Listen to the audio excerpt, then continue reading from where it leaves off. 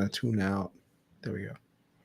All right, everybody, welcome back to the Cashflow Chronicles. Me and Mr. Patel did not get to watch the last final statements of the debate, but we'll talk a little bit about the debate. Hopefully not too political, of course. Hopefully just more analytics on that. Hoping to get Amit's thoughts on it as well when he joins. And we're also going to talk about cruise lines. Mr. Patel, anything before we hit the intro button? You know, it's like watching the slow collapse of Rome happen. There's like a series of years, right? It's called the Five Bad Emperors. I think Five Bad Emperors, something like that. Where basically, like, you had every emperor that came just be shittier and shittier, and the only people that really wanted to become like emperor at the time, or the people that got elected, were the shitbags. And I feel like we're in that state right now. And the reason why I say that is because the real people who control everything, like Rome or here in the US, is the people who have money.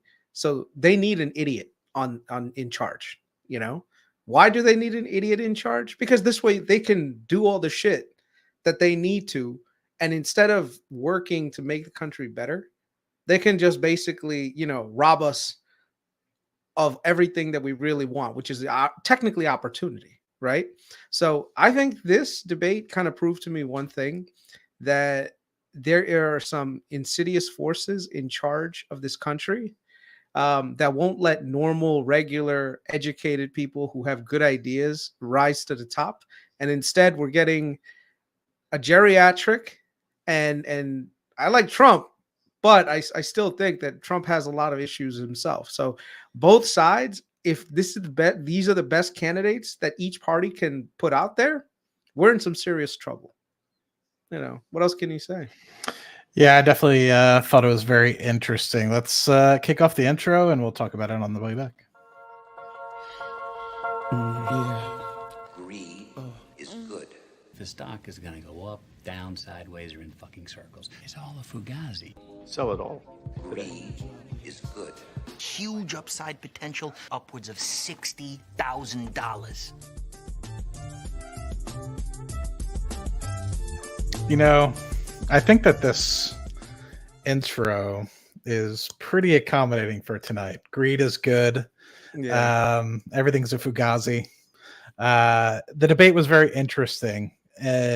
Well, I'm not a very big person into politics. I will say I do view it as very one-sided. It did, I mean, aside from the obvious stumbling that we saw Biden having, it just seemed like the debate points, you know, there were some where Trump was kind of like, it was kind of like, really, guy, like, you know, really not that impressive, but it was just so one-sided on the topics. I didn't get to watch like the last 15, 20 minutes of the debate, but yeah, it was pretty tough to watch if you're on the left side of the aisle. I will say that. I want to just highlight one thing. Put the comment from Joe Don in there. Compare other presidents and leaders around the world. Trump is all right, man. He's not perfect, but not a bad choice. Okay, if our common denominator is, well, he's not a bad choice because, you know, he's just the lowest common denominator, that's bad. Like, we should be working to get the best people in power, right? So I'm not saying I like Joe Biden or I like Trump. I'm just saying, while watching this, I felt disappointed. You know, a lot of times, and this is the part that I felt the most disappointed in. A lot of times they would be asked a question. What do you think about this? And instead of answering that specific, you know, topic, they would go into a tangent about why the other guy's an asshole or why the other guy's a shitbag. Like, the whole point is I'm trying to listen to you guys to figure out why you are going to be the one that makes things better, not why the other guy is bad. You know, it's like, oh, President Trump, how are you gonna save Social Security? Well, this guy's a shitbag. He's gonna fuck Social Security up. And then they ask the same question of Biden, and Biden's like, no, Donald Trump is gonna get rid of. He wants to get rid of Social Security. Like, no, none of you, both of you idiots didn't answer the question. Exactly. All you did was just deflect to the other guy. You know, and that's the sad part. Yeah. You know, when I was growing up and I would watch some of these debates, vice presidential debates, world leader debates, whatever, I looked at these people and I was like, they speak so eloquently. They seem so formal. They seem so presidential. And the amount that this has just like devolved over the past, I would say, 20 years. I mean, I would say even the Al Gore Bush debate was actually pretty eloquent if you think about it on that. But like now when I view it, maybe it's just because I'm a little older, maybe I'm a little bit more experienced, whatever. But like, so I could see myself up on stage, like and out eloquently speaking these guys on some of these topics, right? Like, yeah, I just feel like it's devolved into such junkyard like bullying and things like that. That like, where's the presidentialness? Where's the anyway? That's just my initial thoughts when I start watching a lot of these things. It makes you think, what the hell were the Democrats thinking putting this guy on the presidential ticket? See, the Republicans, I can't blame. Yeah. You know why? Because Trump actually went through a primary process, right? Where people said, okay, we want Trump. So you can't say Republicans, but dude, on the Biden side, bro, Biden, they just put him into the position. Said, no, yeah, that's the guy we're going to run with. Other people like RFK wanted to run. No. You're not the guy. We need this guy, which leads me to believe that the Democrats are running a puppet. That's it. Biden's a puppet. I don't think based on his responses that he's running anything. I think right now they basically just tell him sign here, do this, and that's it. And that's not the role of a president, to just be someone's fucking puppet, dude. Yeah, I think there was always a little bit of a piece of that, right? You said it earlier, when we first introed, you do need these people to kind of be figureheads, so to speak. But at the same time, it's like, I feel like, as I said earlier, it's devolved so much that it's more obvious than it's ever been before. And it's made me really, I don't want to say distrust American politics, but it's like, it's so obvious now, like what's going on, and the shadow government being so real. Like something that I always thought was like a conspiracy. It's like, I feel like the cat's out of the bag now. Like you could easily see how any of these things are a conspiracy, how the government can try to cover things up. I mean, with everything that happened with the pandemic as well, like I don't want to choose sides left or right, but I think anybody watching these debates can easily see how some of these conspiracies can really show up and be real. Like, I think like if UFOs started flooding the sky tomorrow, people would be like, yeah, okay, we kind of expected this, like it's that wild at this point. I have a proposal that I think could be really beneficial. I think everything political should be untelevised, completely, like no cameras or audio recordings, anything in Congress for all these fucking idiots to do sound bites. No presidential, like all these, wishy-washy, like media things that they come up with. Because I think what's happening is each side is trying to play the media more than trying to do what's best for the country. Like, you ever seen like these congressional hearings, and all you're seeing these guys do is just try to make the other guys look bad. That's it. That's the entire goal of these modern day politicians. Like, screw getting things better. And also, I think votes should be 100% kept secret, right? So why the hell should I know what you voted for as a candidate? Why? So that this way I can force you out the next term if you didn't vote how I like you to vote? No. You tell me your ideas, you go into the thing, and you vote blind.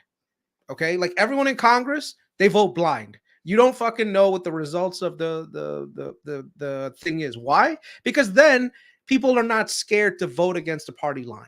Right now, it's like, here's the thing. Right now, let's say I'm a politician and I don't believe supporting Israel. Right? I'm like, no, I don't want to support Israel. I vote for something that's anti-Israel. What happens? Now, all of a sudden, AIPAC comes and attacks me, right? AIPAC runs ads to get me out of office. Now, here's the thing. I'm doing it because I think that's what's best for the country. But this is what it is, right? It's same thing on the other side. Like, let's say I don't want to go to war. I don't want to, go into another conflict. But if I vote against it, I have all these guys from Northrop Grumman and fucking Raytheon now lobbying to freaking primary me in my next election. So now I'm like, man, you know what? Fuck it. I'll just vote for the war because you know what? I don't want to get primary. Like Yeah. that is where we are in politics right now, where if you don't vote in a certain direction, the most powerful lobbying group will freaking take you out. Yeah. You know, whether that's right or wrong is a little weird, but whatever. Yeah, I did think it was funny they started talking about the golf handicaps, and it wasn't like in jest, you know what I mean? Like I feel like if you were in the Reagan debates with Ross Perot, like it would have been like kind of a jesty sort of thing. Like they were actually starting to get mad at each other about their golf handicaps. It's like, are you absolutely kidding me? But I do want to say two things. One, we now have Amit Kukreja for the first time in over 80 episodes coming to the the Cashflow Chronicles channel. So it is nice. I have a bone to pick with Amit, but sorry. I'm excited for this piece. And then second, those of you guys have now watched Amit, you know, over the course of 2 to 3 years have probably known that he is a master debater in his previous life. And I didn't mean that with a joke, but you guys giggled. So now I have to point it out.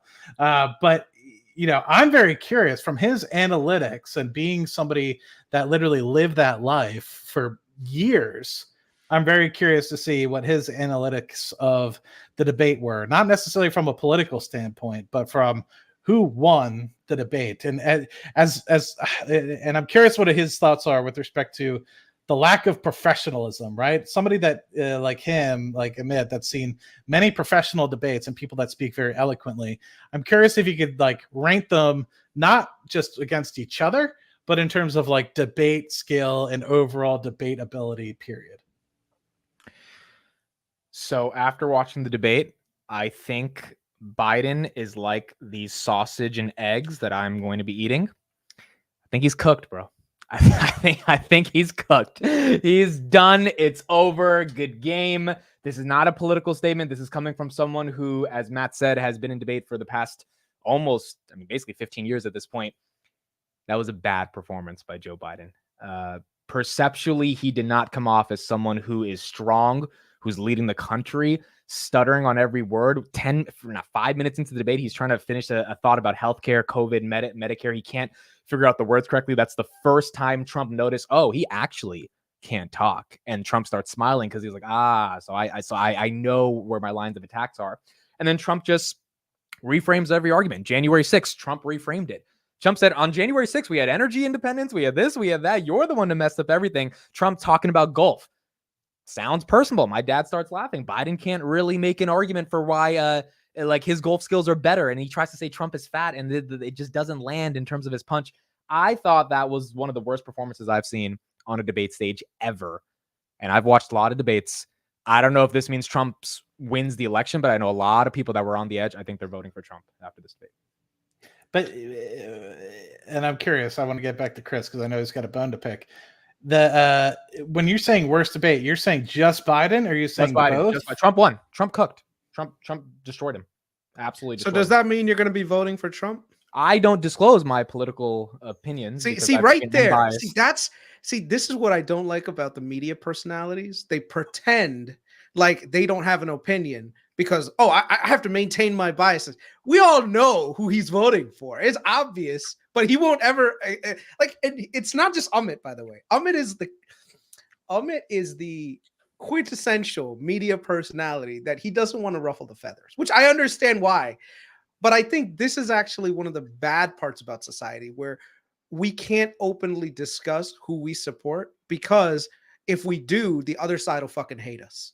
And that now we have to try to justify our existence to the other side. Like right now, if I say I'm voting for Trump, by the way, I'll disclose it. I'm voting for President Trump.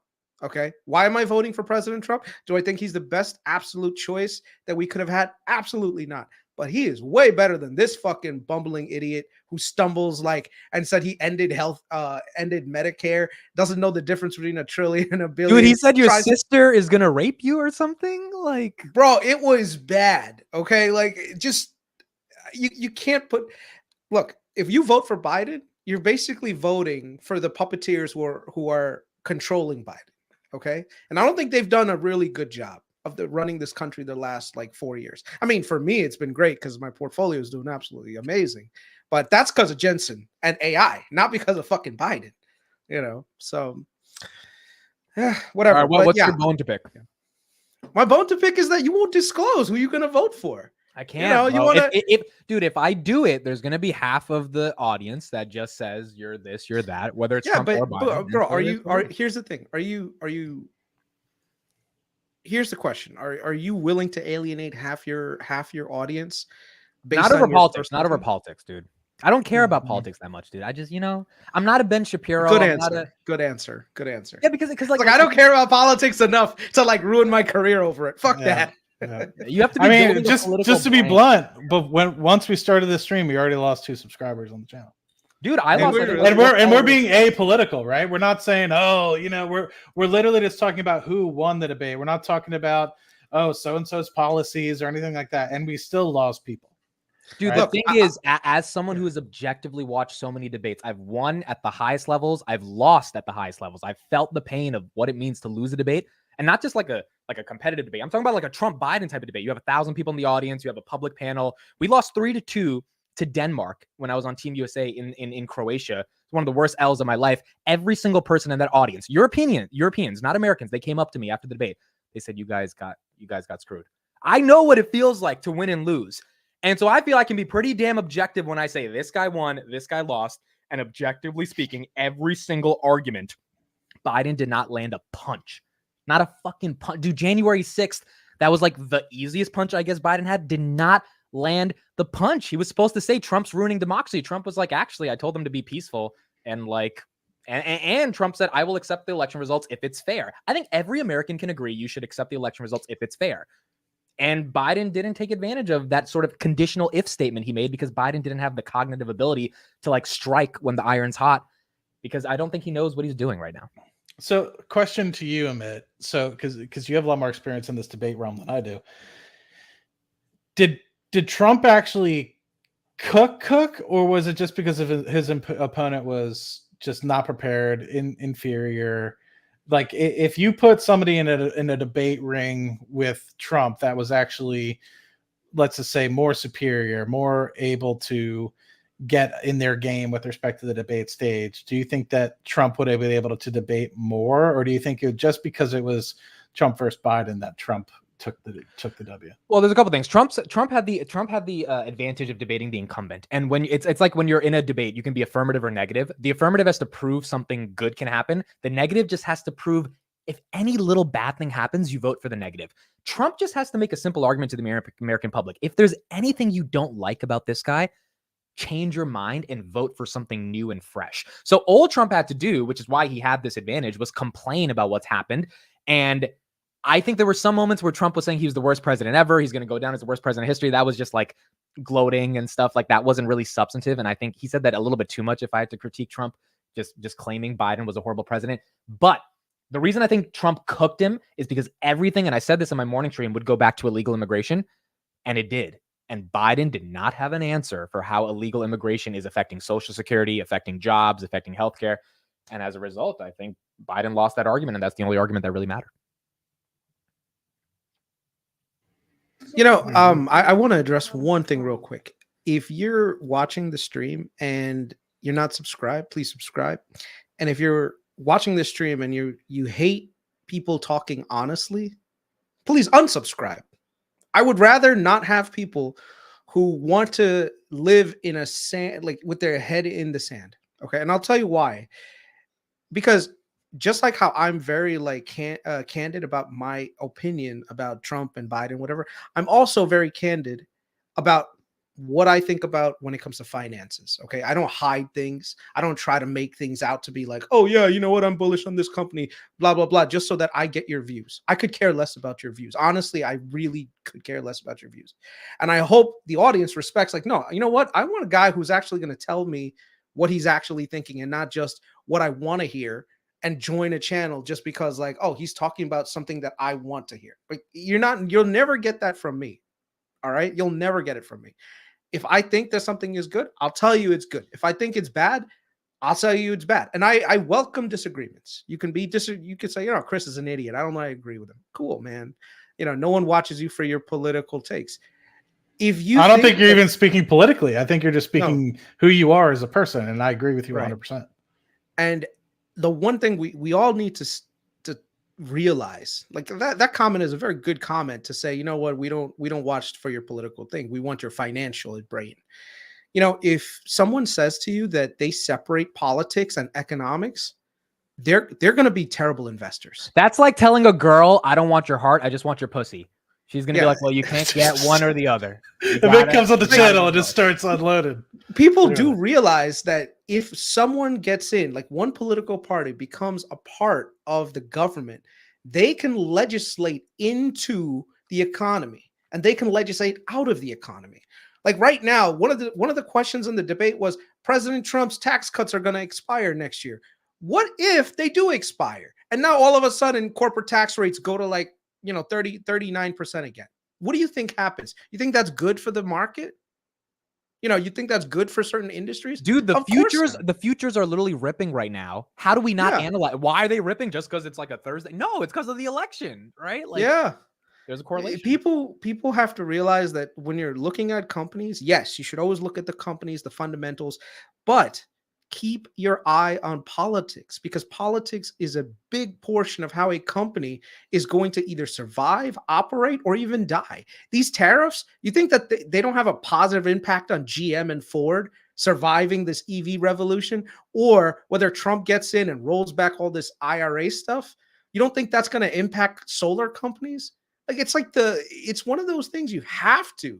And anyone who says, I don't want to look at the politics, I just want to focus on economics, you can't do that. You have to take I'll go as far in macro saying into you're not a real consideration. investor if you say that. Yeah, I You're agree. actually a I child. totally agree. You're like I totally legitimately. How are you an adult managing money, managing your own equities without putting it into an index if you can't look at what's happening in the election because you don't want to be political? Like, Yeah. no. I mean, even our business, we're 6 to 12 months away from the election, and obviously a new administration either staying the same or taking over. We still have to talk about politics at UDoc, right? Because literally 3/4 of the world right now is going through an election, and whether for this year, and that means you have to set up your business, whether that's increased in taxes, depending on if they're for or against the Paris agreement, right? For us, more so in the oil and gas industry, it's like you literally have to care about those things and pay attention in order to guide your ship in the appropriate manner.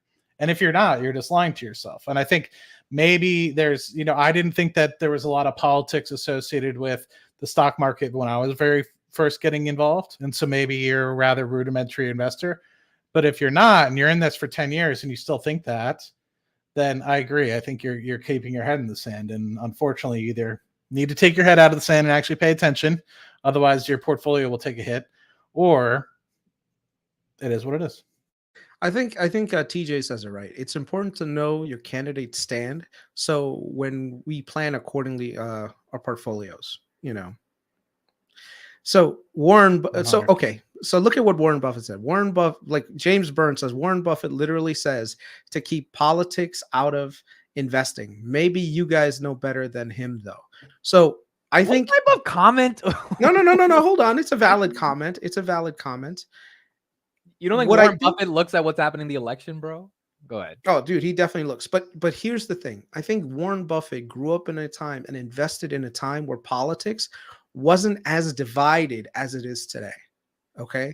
Like right now, we are going through huge pendulum swings in either direction in terms of policy, where if you go back 20, 30 years, there was not as much differentiation between what Democrats and Republicans thought. It was kind of like very even. Now it's literally every administration that comes in, they swing in a completely different direction.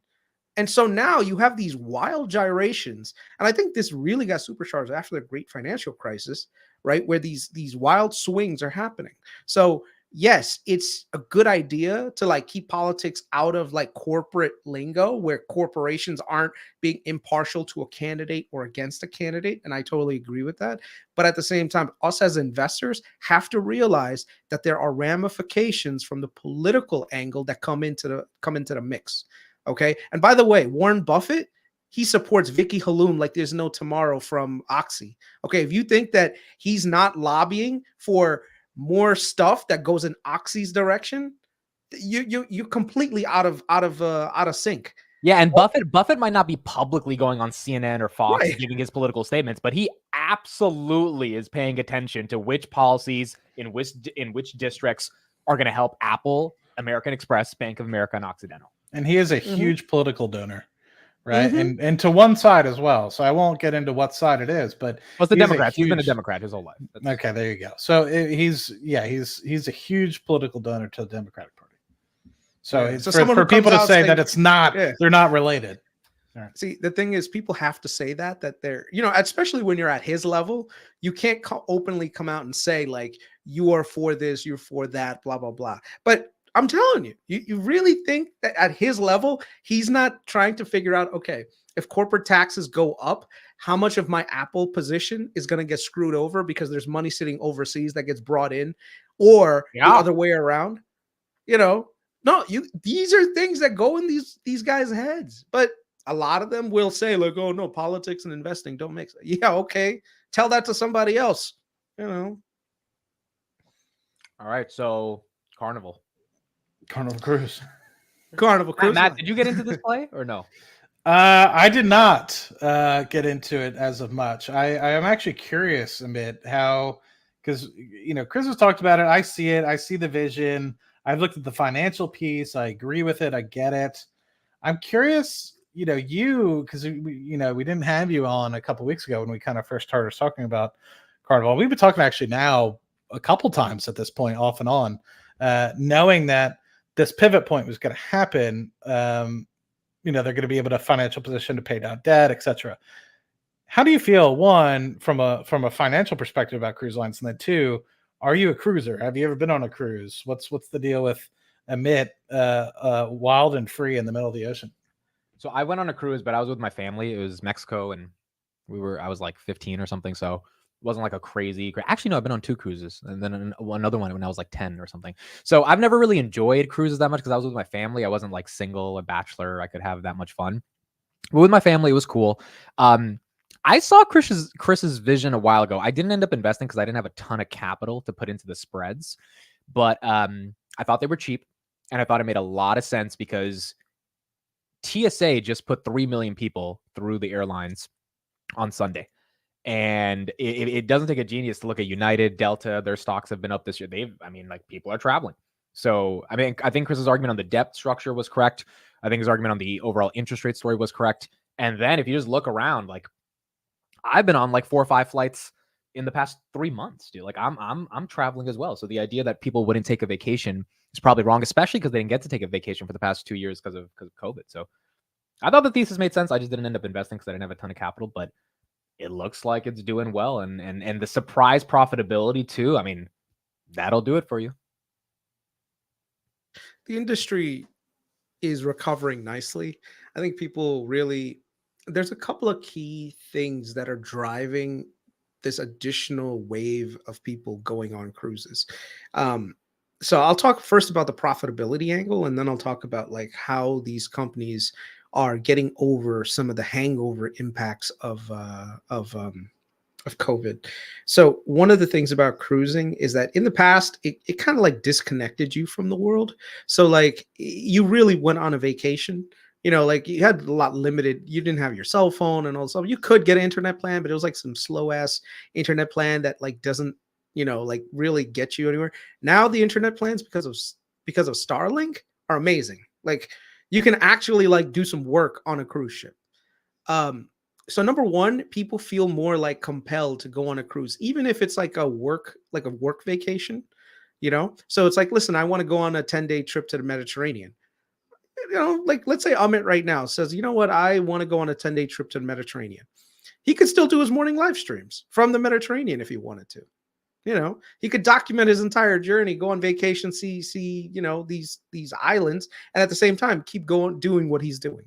So I think what it is having the internet on the ships is actually opening up more people to be able to enjoy the convenience of cruising, where everything is done for you, right? Where food taken care of, right? Entertainment on board taken care of. You're traveling to all your destinations, however you like at your leisure. Everything is taken care of for you. So there is a subset of people who are going to say, you know what, I can see myself doing this more often. And so I think that is one driver. Another, Chris even live streamed from a cruise ship. That's right. Another big driver is that, one of the traditional demographics that's really liked cruising has been, retirees and older people. Why? Because once again, it's very convenient. There's not a lot of planning that goes around to it. There's a lot of just simple, you book your ticket, you go, that's it. You don't have to worry about food. You don't have to worry about entertainment. You have to worry about your destinations. If you want to do an excursion, you go to you just go to onboard excursion. You say, oh yeah, I want to go horse riding on a beach. They plan the excursion for you. Everything is taken care of. And it's actually cheaper to go on a cruise ship than it is to actually, that is true too. It's actually cheaper to be on a cruise ship than retirement home. But it's actually cheaper than your traditional hotel. So there's a huge gap between the value that cruising gets you to the cost of what a hotel will get you. And so what happens is the cruise lines now, because demand has gotten back to what it was pre-pandemic and actually accelerating, they can kind of close that gap a little bit.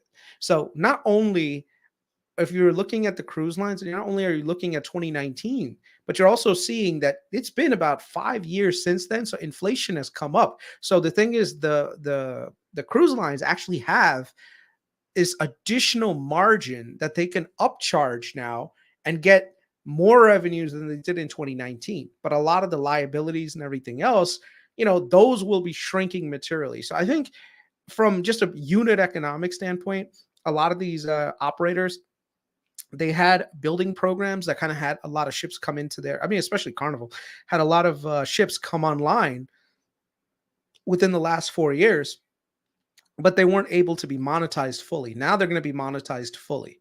And now with the interest rates, forward to, if you were looking out 2 years out, everyone here can definitively say that interest rates are probably going to be lower than they are today, whether it's because of a recession or whether it's because of, the Fed loosening its tightening grip. So the opportunity to refinance a lot of that debt at cheaper rates is actually going to be really high for these guys. So they took out a lot of loans during COVID to basically keep themselves afloat. But at the time, the rates that they were getting charged were like loan shark rates. Like, I think some of the loans that, like, even Royal Caribbean had like an 11% bond raise during COVID because no one wanted to give them any money. Now, the good thing is, now that their cash flows are back, people are running hand over fist to lend them money again, which means that now they can reduce down their interest charges significantly. And all that interest charge reduction can go back into paying principal down.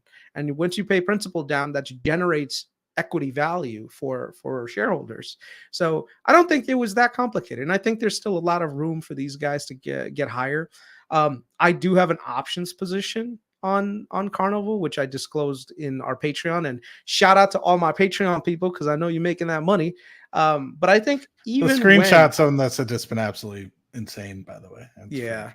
Now here's the thing. Once this is fully priced and we make our extremely great return, I plan on taking that capital and putting it back into the cruise lines, because I think this is a great sector to be in. I mean, if you look at pre-pandemic, this was like an up and to the right business. There's a lot of fundamentally strong things about the cruise lines where, it's not going to turn you into a millionaire overnight unless you were into the options that we were into. I want to congratulate our freaking Patreon people. I'm just, bro, I see some of the screenshots. And let me tell you, these guys, dude, I am convinced call debit spreads are one of the most interesting ways to play in the derivatives market, to limit your downside risk, to still have a phenomenal return without having to deal with the volatility of just a naked call. And if the thesis is right on the company, even if there's volatility during the 2-3 years you have for it to play out, you're protected because of that call you sell on top of it. I don't understand how people just buy naked calls for companies they're bullish on. Sometimes it makes sense, but I think that spread strategy, I think Chris has perfected it, and it's worked on at least 10 companies at this point in the past year. The thing that I still don't understand as of yet is how far out of the money you go. And that's where I'm still, because I'm still one of those guys where I'm like, well, if I'm going to pay this much for a call, I want to be guaranteed. You know what I mean? And I know I leave money on the table because of that. Like with the Celsius trade, I knew I left a lot of money on the table. I still ended up doing rather well. You know, it wasn't a 6-figure position for me like it was for some of the people in this chat or conversation, but it was still, you know, a multi 5-figure opportunity for me, and ended up, you know, putting it right into SPY or something. I don't know. But yeah, I still need to perfect I think you have to have a thesis on where you think the company can go. And I think that's what Chris is good at. Like, yes, he does very far out of the money, but it's not like gambling out of the money. It's like, okay, I looked at the DCF, I looked at the valuation, I looked at the growth. Then I'm being creative here. I'm taking a bit of a guess on where I think the industry is going. And then you pick your strikes. And they don't have to be insanely out of the money, but they do have to be enough out of the money for the return to be worth it. And then you just have to be right on the stock. If you're right on the stock, then you win no matter what. Yeah, generally, like these are hidden opportunities in the market. I can't disclose exactly like how I figure out all this stuff because a lot of this stuff is proprietary.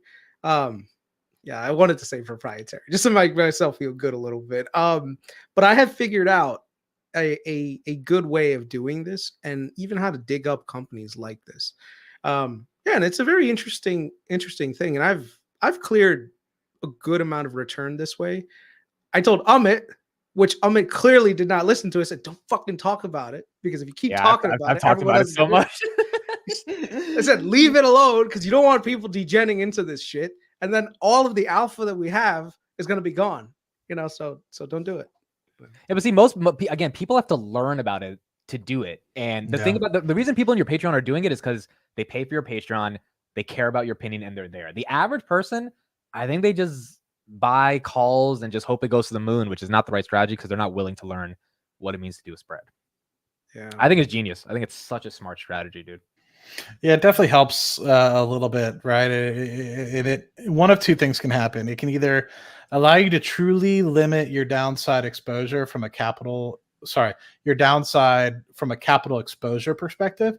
But what it does actually do as well is it allows you to double or triple or quadruple the amount you actually get in terms of leverage.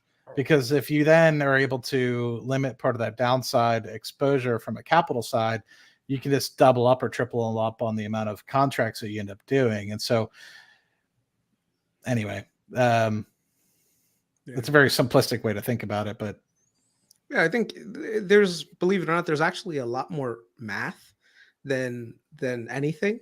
And the math usually works out where, you know, the traditional way of investing has been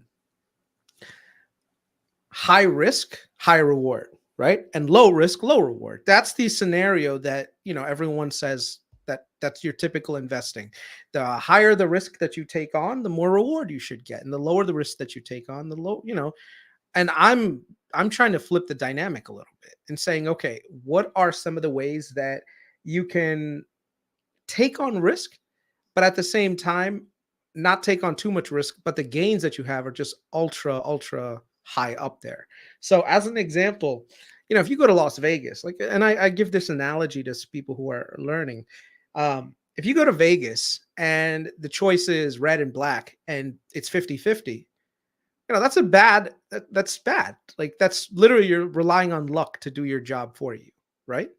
On the other hand, if you have, let's say, red and black, and the payout is 1-2, which means that if it lands on black, you're not going to get double, you get triple. Or if it lands on red, you get triple.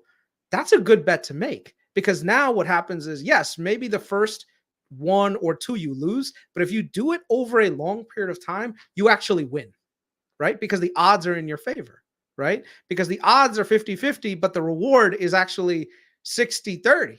So it's one of the, I mean, you know what it is. It's not 60-30, but it's more.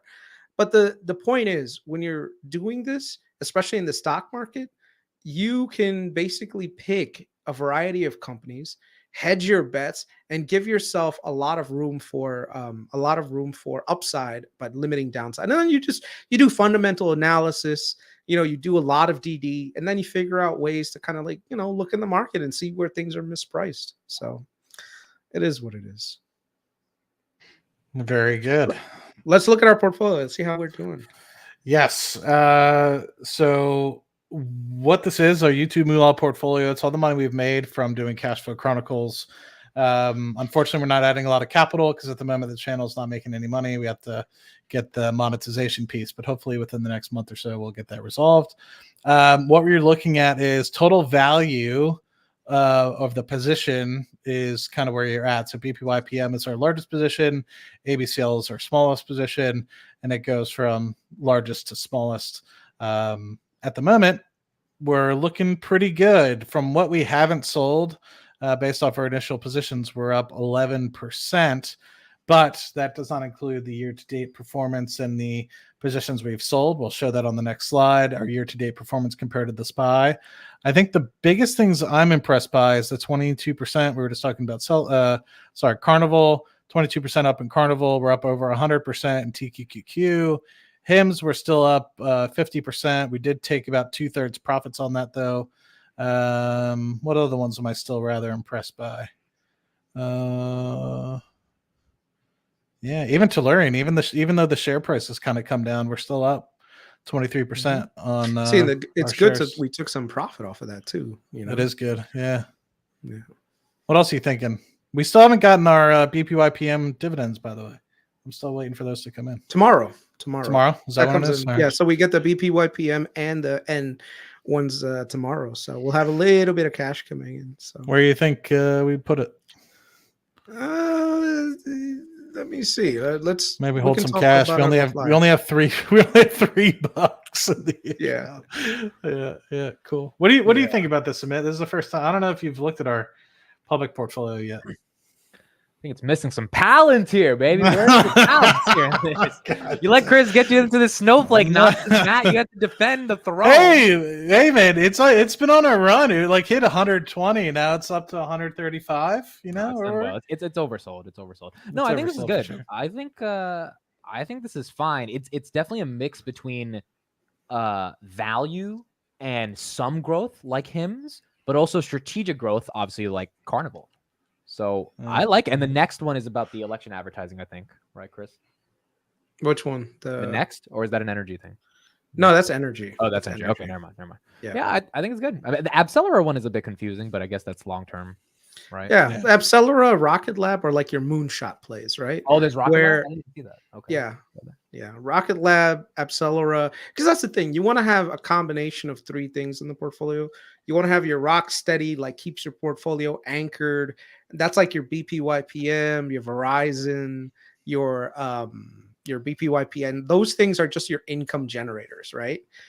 Then you've got Carnival and Norwegian, which are basically those like oversold companies that can recover, get to a point. Same thing with Snowflake, where they're just oversold. They can recover. HIMS is like your growth story, so future growth is good in the medium term.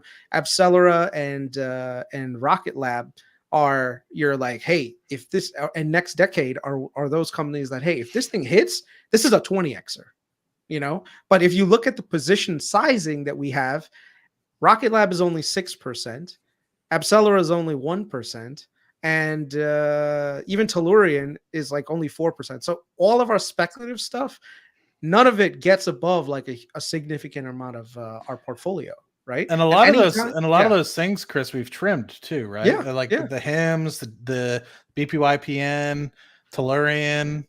Like we've trimmed a lot of that stuff. That's why it's smaller positions. Mm-hmm. So it's interesting. So what's our overall take rate right now? Like our gain rate? What do you think? You want to guess? Amit, you guess. What are we at compared to the S&P? I mean, I can see it right there, 11%. So no, we've sold a lot of stuff though, so it doesn't say like Dude, we like Celsius. Celsius was our that was a nice 50% just rise, and then we took Celsius, HIMS. We've got some pretty good ones. What do you think? I'm gonna go. You guys are up year to date, 24% year to date. We're up 24%. Okay. Wow. Was that right? Chris, no, Chris. What do you think we're at? I'll go with what Zoe said, 38.5%. Oh, you guys are close. 39.2% year to date compared to the 15%. Really, the S&P's only up 15%. Did I choose the right thing? Yeah, year to date. That's why I picked 24. I felt it was a little bit double the S&P or 80% of the S&P. So I thought, Oh, there you go. Chris, am And I this going is- crazy? I thought the By SPY the way, was up like 20%. this is through 2020 yesterday, not today, right? Yeah, Or yesterday, no? not today. Yeah, and Okay, we so were that's good. up. What were we up? Today we were up another 1%. So Yeah. yeah, So almost an even 40, right? Yeah. yeah, yeah. If we keep it up, I don't know what other things we're gonna find, but hell, TQQQ, the pre-market looks like TQQQ is gonna be up tomorrow, and same thing with Yeah. SPY. So everything else Dude, is if probably we get a gonna good be up. PCE tomorrow, oh Oh boy. man. If I need we, I need this damn thing to relax because a lot of my covered calls have been breached hard. you gotta roll So, those suckers. You yeah, gotta roll them. I'm just sitting here like, all right, like let me just roll it. Let me roll it. It'll come back. Like I had a few like Nextera Energy pulled back. I got out of the clear on that one. Hopefully Palantir pulls back. We'll be out of the clear on that one, but I still make money. Still doing really well on a lot of them. I've never really had much called away unless I wanted it to be called away. So Yeah, it's no, it's a great performance. 40% up year to date. And if the PC comes in good tomorrow, I did not know the futures would react this aggressively to a Trump win because they're pricing in Trump winning, which I guess is the market thinks is very good. And so that's why the market's up. And then if inflation's coming down, like we could see a nice end of 2024. yeah. What do you think, Amit? Well, first and foremost, I don't know if I've told you this publicly. Congratulations on Robinhood, man. I know people have probably congratulated you over the many, many moons, but what's Amit's play for the second half of 2024? I'll tell you what it is. I'll tell you exactly what it is. Amit is gonna goddamn kill this market because he fucking is becoming a seasoned investor. Like I tune into his morning streams now, and like today you got Stock Market Evan on there, and he was impressed. I was like, bro, I just remember, Matt, me and you discovered Amit, okay, before all these other people did. So if he fucking forgets us, we're gonna show up in New Jersey and fucking get him, bro. Because I can see. I told him. I still remember when he only had 10,000 subs, and we were talking. I was like, "You're gonna get to a fucking million." I'm trying to remember. Well, I don't know if I was at 10,000, but I was definitely. It was around there. Yeah, and now I remember he was either right ahead of me or right below me, and I'm at like probably at that time I was at like 12,000 subs or something like that. I know. I've known Amit since he was doing his live streams with his mom's bed in the background. Yep. Because he was literally like right now he's got the bricks, the quote unquote bricks. They are, but I still remember it was Amit, and you could see like the bed in the background, and he was just like, "Fuck it, I'm just gonna figure this thing out." Hey man, point and shoot. You do it long enough, people will listen. Yeah. How many subs were you at when right when you were raising money for Audea, man? Dude, that was crazy. That's when I kind of realized when I raised money for Audea and I actually got capital from like a 5,000-6,000. No, it was probably 10,000 subscriber audience. That's when I realized I think I have the ability to like sell. And unfortunately, in that situation, I was selling an idea that I thought could work, didn't end up working. What I realized was what I can actually sell is content. And what I mean by that is just like sell entertainment and information mixed together through a show. And the pivot at the end of last year and going all in on content, it just made me realize this is what I want to do. My mom was talking to me today. She was like, "Do you think you're in the right industry?" And I was just like, yeah, I love doing this every day. Like, this is like the coolest thing ever. This is the most fun. The monetization eventually will work itself out. But I just love waking up every morning and talking to an audience, dude. And I think by the way, me being your lead investor in Audea, I have to be transparent, okay? I had no fucking I did not think Audea was gonna work. Yeah, I really didn't. I was just like, bro, that is like the concept that you have. It's nice that you're trying, but I don't think it's gonna work. But the reason why I invested is because I was like, oh, I know this guy. He's gonna fucking put his heart and soul into trying to make this thing work. So if it doesn't work, it's not gonna be because the guy didn't try. And so I'm always of the mind that, you know what, you can invest in an idea or you can invest in a person, right? And I think for me, my investment came from investing in the person, which is Amit.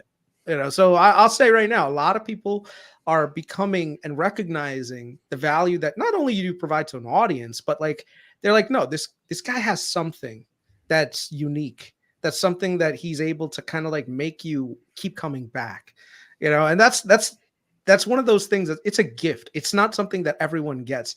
Like I know a bunch of my friends, someone came up to me and said, like I really want to do YouTube. Like I don't have a job right now. Like what should I do? And I was like, look, either you have it or you don't. And I don't know if you have it. Go ahead and try to make it happen. And unfortunately, that's not how it works. It's really interesting. I think a lot of people invested because they believed in me. I was watching a clip from Sham Sankar, CTO of Palantir, 2 days ago. This clip I haven't seen, and I've never seen it. It was an old interview from like 2009 or whatever. And he apparently tried to start a company in college. I forgot what the company was. It was some type of company. And he was like, it failed. It didn't work out. And then he went back to Palantir and he became the CTO. And I think at some point, if you're going to be ultra successful in life, you have to try to start something super overly ambitious. Like we're going to compete with Spotify and take down Spotify, right? Like just something wildly crazy. You have to be a bit naive about it, delusional about it.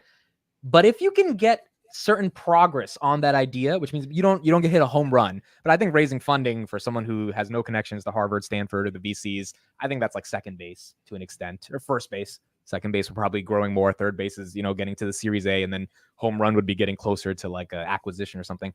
We got to first base on that, and that was enough confidence for me to be excited that I could take things further. It's ironic you bring this up. My mom, her sister lives in India. Someone they live in a very tall building, like I don't know, 40 floors. My mom's sister's friend's daughter committed suicide 3 days ago. She jumped out from like the 15th floor, and it was because, and she was like a doctor. She was like 28 years old. She was in med school. It's because she was getting kind of like bullied in school. And my mom told me the story, and she was just like, that mom will never have closure ever. And one of the reasons that mom will never have closure, that her daughter ended up doing that to herself, was because she'll always think, how could I have raised this woman to feel more confident in herself, to get up when she fails? And my mom was just like, I'm just so happy that we raised you with knowing that, like, if you fail, it's not the end of the world. You're going to move on. You're going to go further. You're going to figure things out. But you have to have the fucking like balls to be like, dude, I can fail publicly. I can fail on something horrible. I can wake up the next morning. I can pivot my life and I can keep going. I could get a stock wrong and I could find another stock. Like, that's how I felt about SoFi. I was up 30 grand on SoFi. I didn't take profits. As soon as I realized my profits went to 1 grand from 30 grand, I told myself mentally, I'm going to fucking do this again on another company because I have the skills. I messed up on the strategy, messed up on the stock, but I will not take these skills for granted, thanks to Chris, because he taught me how to do these spreads, and I'm going to find another stock. And then came Robinhood. And once I saw the opportunity, I realized I have the confidence in myself. I'm not scared that I failed at idea. I'm not scared that I had 30 grand in my pocket and then it went away. I'm going to keep going at it again. And I think you just have to have that mentality. And what that does for my work ethic is that I wake up every day and I fucking stream because I'm scared of not being successful. Because at one point, if you failed at a bunch of things that you tried to do and something's working, you just keep working at it and you don't stop until you can take it to the next level. And now we've got something where this whole media thing might really go to the next level one day. So you just work your ass off until you keep going. And this is one of the things about our culture, and I'm sure Amit can attest to this. It is about, some of it is risk taking, but a lot of it is just become a doctor or engineer.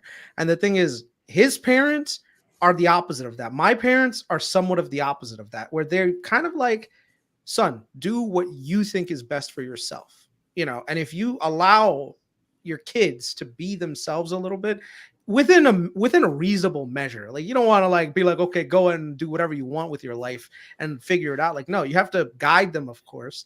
But the thing is that freedom to know that my parents have my back, I'm sure that gives you a huge confidence boost. Yeah. Right, Amit? Yeah. Yeah, dude. I mean, they've always had my back. They've always encouraged me to try. They always wanted me to take risks, even though my dad, didn't really understand this whole media thing. And he never stopped supporting me. And it's tough, dude. It's tough.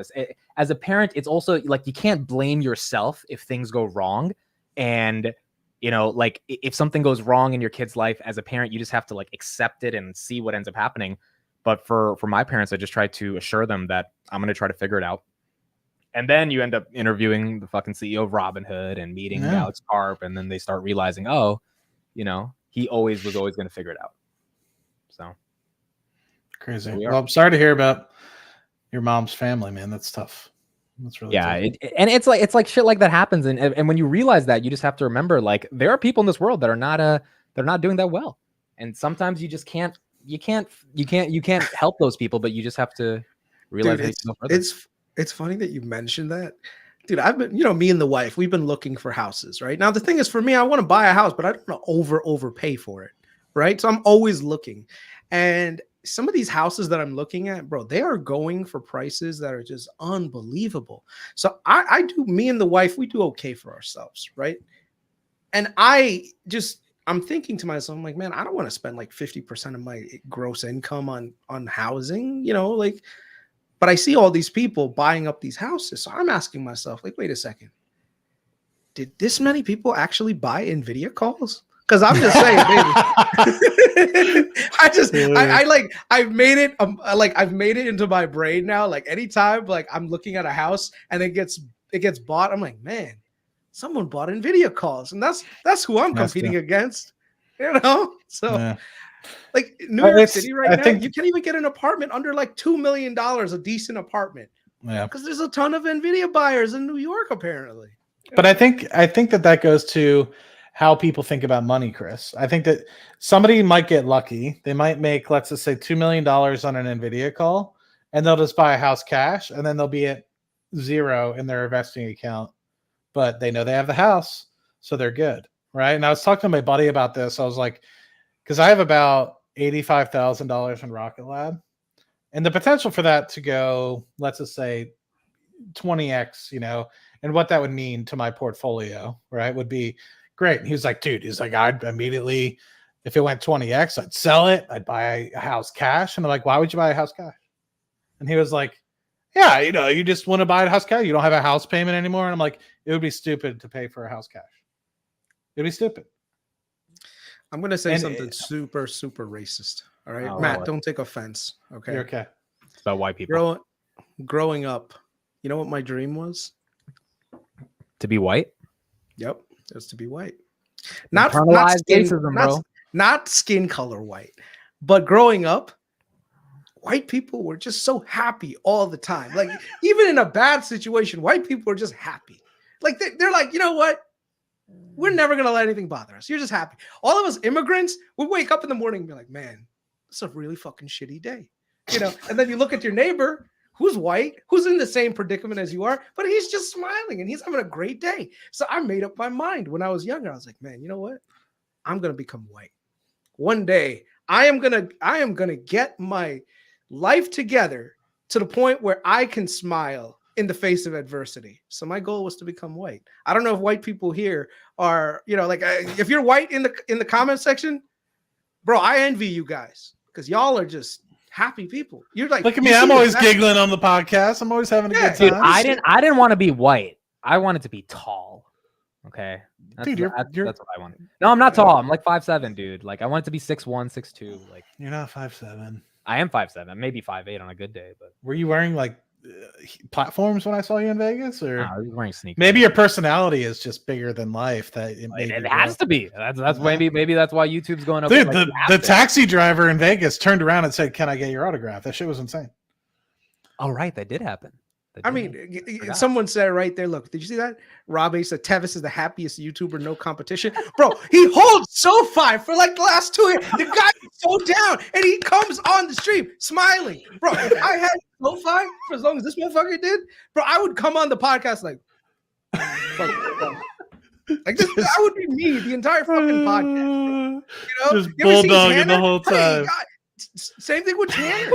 Dude's like must be down. Like I don't know how much he's buying so many dips, but he comes on the stream. Hey guys, but he has NVIDIA. He's got good NVIDIA saving him before. All I know is, see, he is one of those NVIDIA people, right? That's why you can't buy a house because goddamn Jensen screwed affordability with all these. You can make the argument that Jensen Huang, oh man, is why inflation is so high.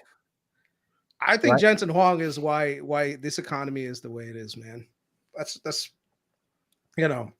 if it wasn't for AI, I honestly think we would not have recovered nearly as much in 2022 and 2023. 100%, dude. 100%. You think we actually would have had 6 or 7 cuts? Bro, we would have been in a recession for sure. There was no doubt in my mind, bro. There's no denying that. There is no denying that, dude. You know, artificial, like every Mike Wilson and all these guys at Morgan Stanley, they're all sitting around me like, hey guys, next year's a recession, sell all your stocks and buy bonds. And everyone's like, oh, okay, I'll do that. And then all of a sudden Jensen comes like, hold on, not today. Not today, Satan. Not today. You know. Oh, Like man, you I get wish an AI and you get an AI and you get a GPU and everyone is good. And bro, and the market wakes up and now everyone's into AI. So, you know. It really did happen overnight, bro. Like I remember May of 2023, a market was bottoming and then it bottomed. Well, October 22 was a real bottom. May 23 was a low point. And then ChatGPT gets 100 million users and this thing comes out and then Palantir AIP and then AI. And then the market realizes it's a catalyst. I don't know if we fully experienced the value of AI yet, but in our daily lives, we're seeing it. And if it becomes really commercial, then it's going to be a big deal. Literally, this is how crazy it went. I mean, you're at 320 for NVIDIA because it was a 10-for-1 split. It dropped all the way to 120. And I remember people being like, and I remember seeing it too, because this is around the same time I was buying Amazon and Google. And I was like, if NVIDIA goes down much more, maybe I'll start buying. And I never bought it. I only bought TQQQ, SPY. So just, things that held it in. And then boom, obviously it's up massively, 200% in the last year. That's just incredible.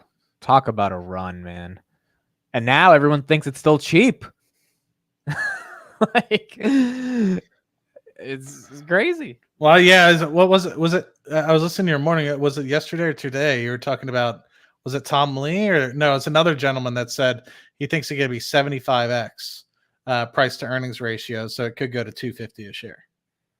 It wasn't Tom Lee. It was some random dude who, not a random guy, but some analyst who thinks, it could get to 6 trillion by the end of the year. I think AI becomes a bubble when the money market funds start pumping into the market, which I think we're going to see eventually when we lower rates. That's when I feel like it really becomes a bubble. I don't think it's a bubble yet, but I think when money starts chasing return because they can't get it risk-free, that's when we need to really start thinking what's like, what made me feel it's a bubble today? Fucking SoftBank invested in Perplexity.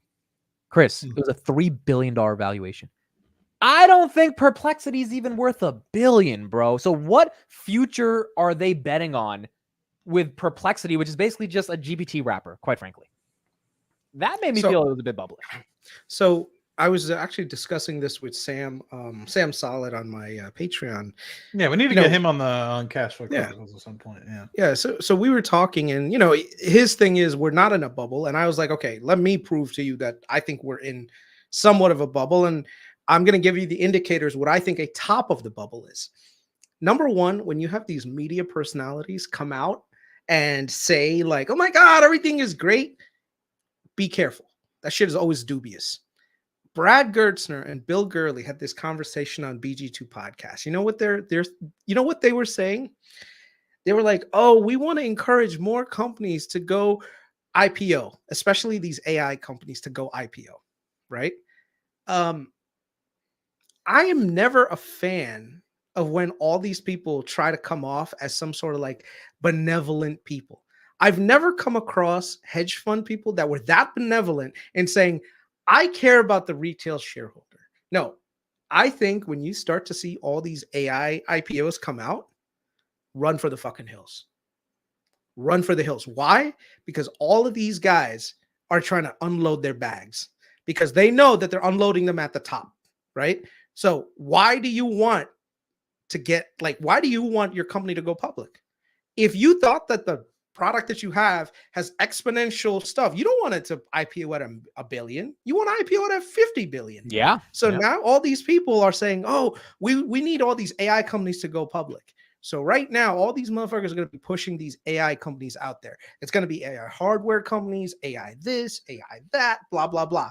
And you know what's going to happen? They're going to get a 50x return because they invested $25, $30 million. Now, here's the other thing.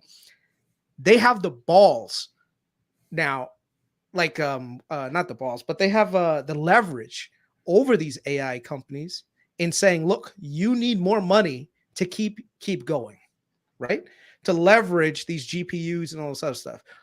Unless you go IPO, we're cutting you off. So now all these AI companies, you're going to see a wave of them for the next 6 months, maybe a year. You're going to see all these goddamn AI companies come into the market, and they're going to come with valuations that are just absolutely fucking wild.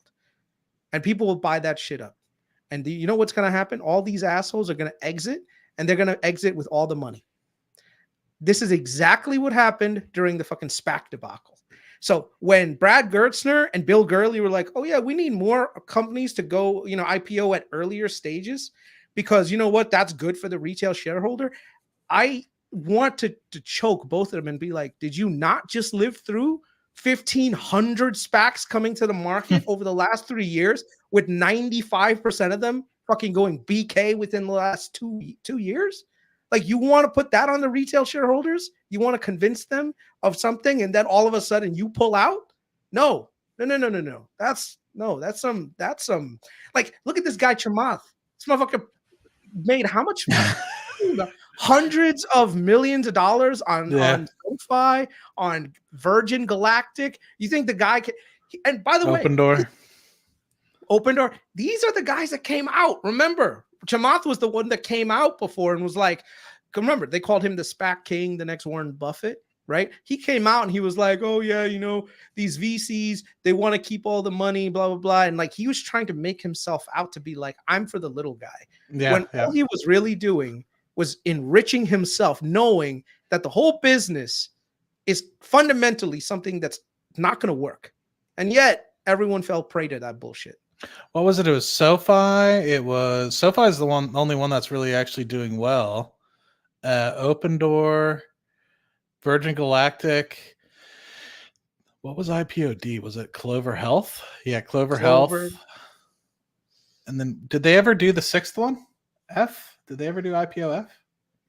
I don't know, man. But all I know is anytime any of these guys on CNBC come on and be like, oh, we care about the retail shareholders while they're sitting in a fucking $1 billion, with billions of dollars. No, you don't give a shit about shareholders. But the only difference here is SoftBank is stupid, bro. That's why I got comfort. SoftBank is dumb. Like, it doesn't feel like it's bubblish to me, because I don't think Coatue or Tiger Global would have done that deal. In 2021, they would have. SoftBank, Masa-san is not like the smartest guy. He's really not, dude. He got Alibaba right, but outside of that, man, he's got plenty right. Like what? Dude. Besides Alibaba, like what? Name one that you could think of. Tencent. Okay, you got two. Tencent. They're in China, right? JD. Like American tech companies. What has he gotten right? There's a lot, man. Fucked up on WeWork. Completely fucked up on WeWork. WeWork, he definitely got messed up on. But that's what happened with Masa and WeWork. This dude, Adam Neumann, he could pitch. Bro, there are people who have this God-given ability to convince people. But Chris, is Perplexity worth $3 billion? I don't know. I don't think so. So why? I don't think there's anything that differentiates them. I think Masa-san just wants AI exposure, and he's just betting it'll take off with AI. Nah. I think what he's ARM. By the way, someone said ARM. That's a good one. Okay, yeah, he got ARM. Yeah, you're right. What I think is Masa-san is getting in. He's going to let this shit ride up. They're going to IPO Perplexity, and then they're going to sell a giant stake, and he's going to walk away with more money than he started with.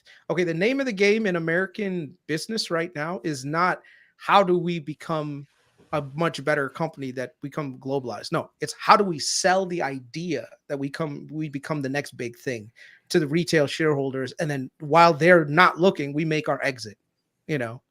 I honestly think that there should be a fucking clawback provision that extends maybe like 5 to 10 years for these VCs that get out and then their stock absolutely crashes. All that money should be clawed back and given to fucking new shareholders. Then it would. VC is literally illegal insider trading. That's the whole point of VC. That's why. Yeah. That's why they make all their money. Yeah. They use Reddit. Is it illegal though? Because a lot of them do go to zero. I'm not saying. I feel like we glorify the wins, but how many of those opportunities that they actually invest in actually end up, going public at $15 or $20 billion, when 3/4 of them probably go to zero? And Gail's hilarious. He's like, if you're rich, it's not insider trading. It's like having a cocaine habit. Again, I don't think we've had enough IPOs or startups raising ridiculous amounts of money for it to be a bubble. Because 2021, any crypto company that said dude, do you remember decentralized autonomous DAOs or whatever it's called, organizations? Yeah.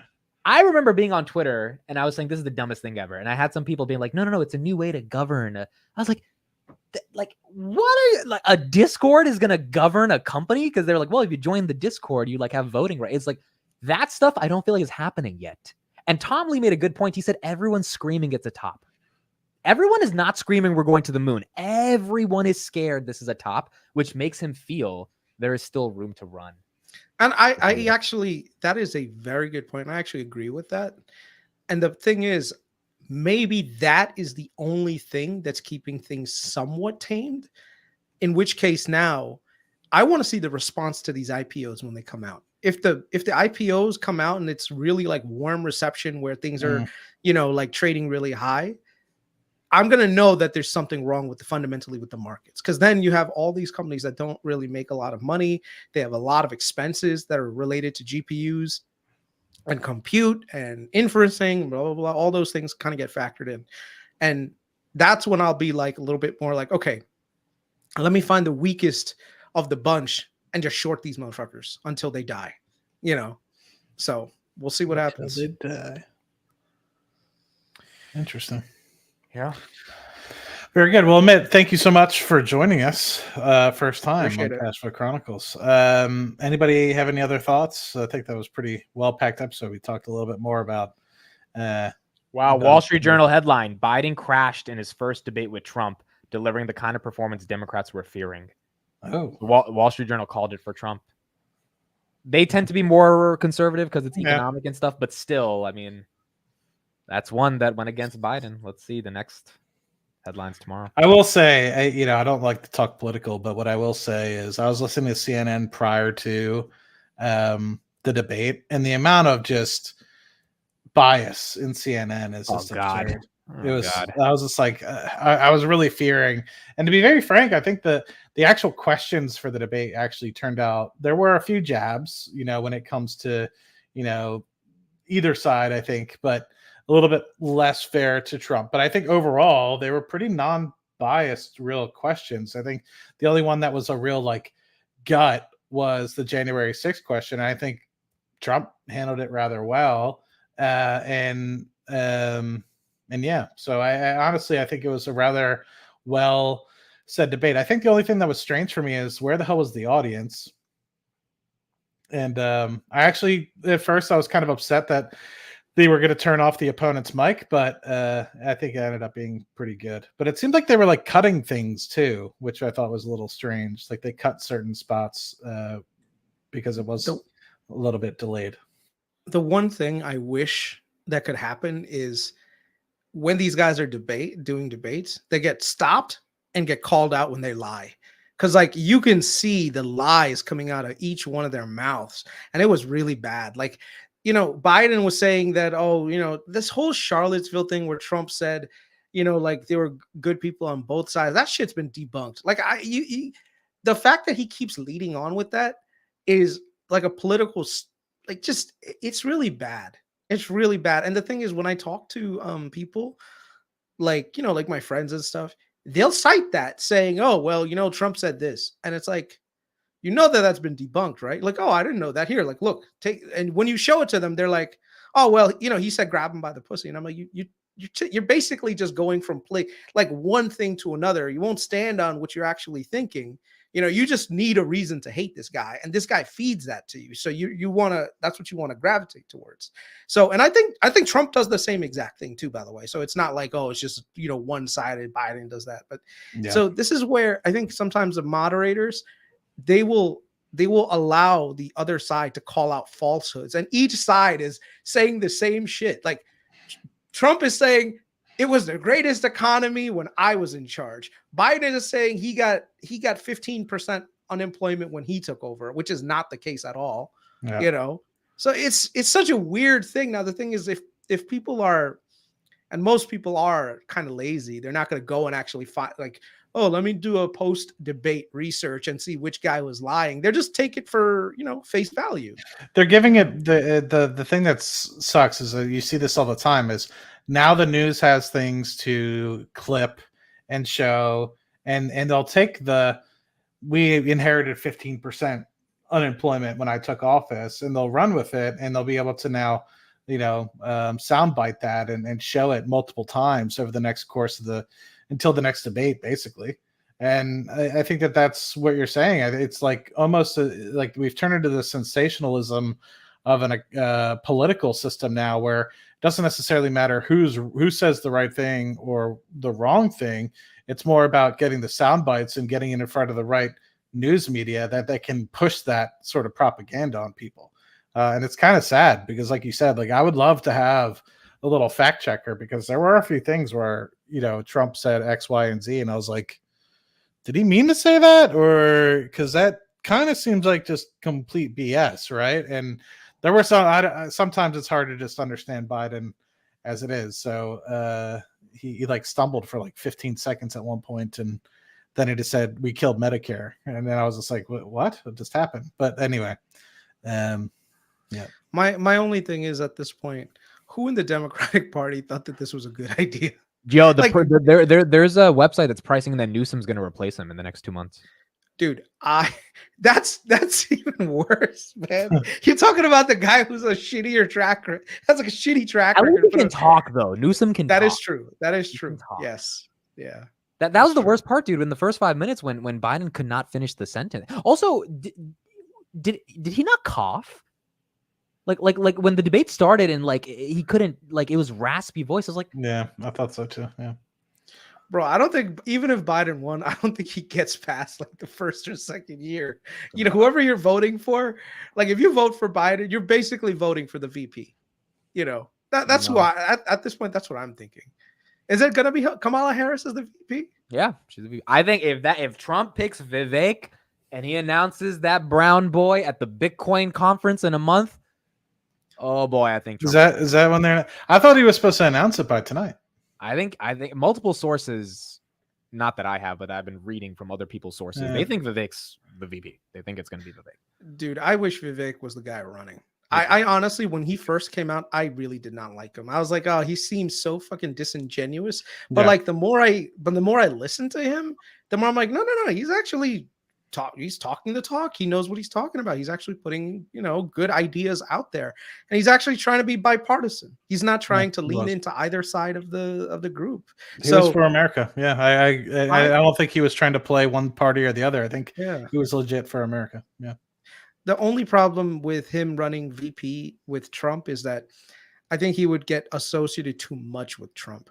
And I think that, there is a certain subset of the population that will never vote for anyone who's even remotely close to Trump. Yeah. So the thing is with Vivek is that he needs to figure out like where he's going to spend his political capital.